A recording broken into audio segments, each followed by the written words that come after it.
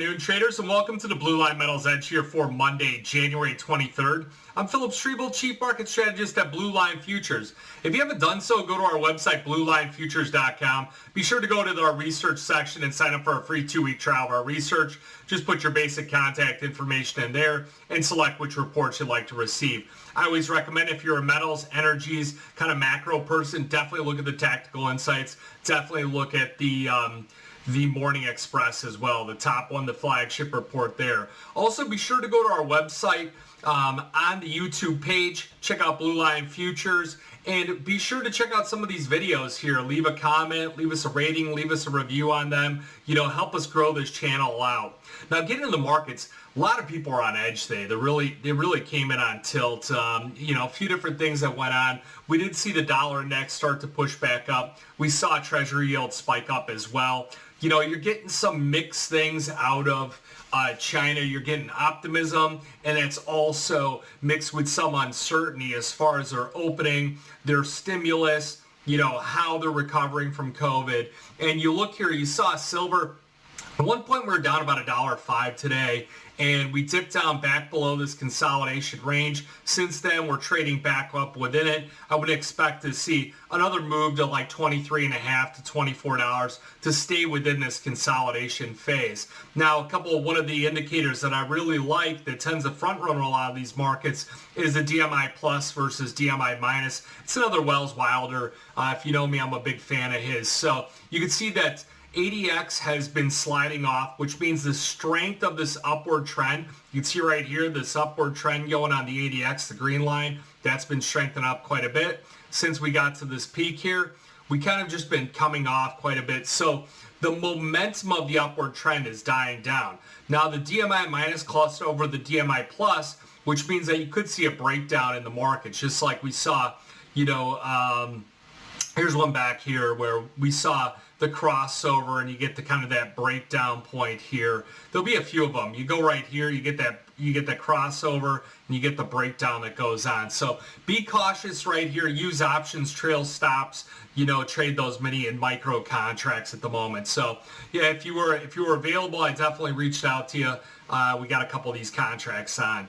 Now, getting into the gold market, a little bit concerning with this chart pattern, but it held up so much better than the silver market today. It just tells you that gold and silver are not necessarily the same thing. You even seen that gold-silver ratio jump up to about 83.5 today, and it's been trending higher since about the start of the year.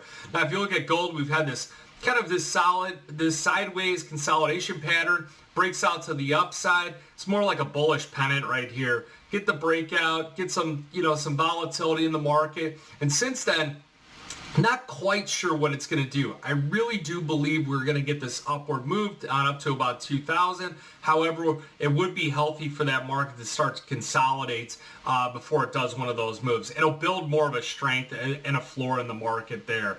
You get into platinum, not a lot of action there. It's kind of deciding, it's on the fence whether it's going to go back into this consolidation range or bounce off this and head back lower and form this wider one. So you're going to want to be, if you're long in this level right here, if you don't see that upward extension, relatively quickly, you're going to want to get out of that market because it's probably going to have a big setback. And then you're going to wait for a retest of 1,975, somewhere in there. Those are your two levels to get long at. Now, one of the markets is playing like the China reopening is cotton. We put on some cotton call spread today in the May contract. Looks like it could break out to the upside. It's kind of come up to this do or die point several times. It's got a real nice underlying bid below it right now. We've got it, we're up here 135, up about 1.5% at the moment.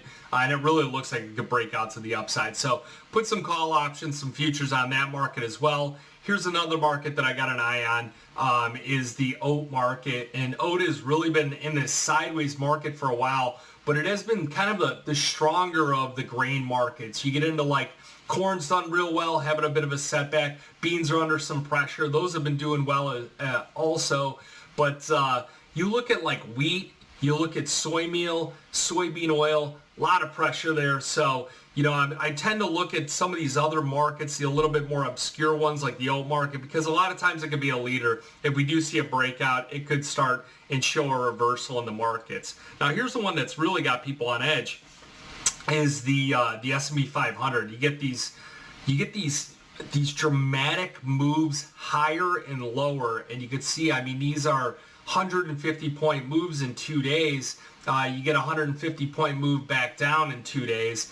You get just a lot of people that are just triggered. They are chasing this market up. I wouldn't be surprised to see a lot of people buying up here, and we end up getting this back to something like this breakdown where we come back down into here. And I bet, if we take out this level, it's going to get really ugly. So that's why I put spreads on in the S&P going out to March, and I put on some of the short futures. For a lot of people, it works as a hedge against their current investment portfolio. So if you have any questions, futures option trading, give me a call, 312-858-7303. Remember that futures option trading does involve risk of loss, may not be suitable to all investors. Good luck and good trading.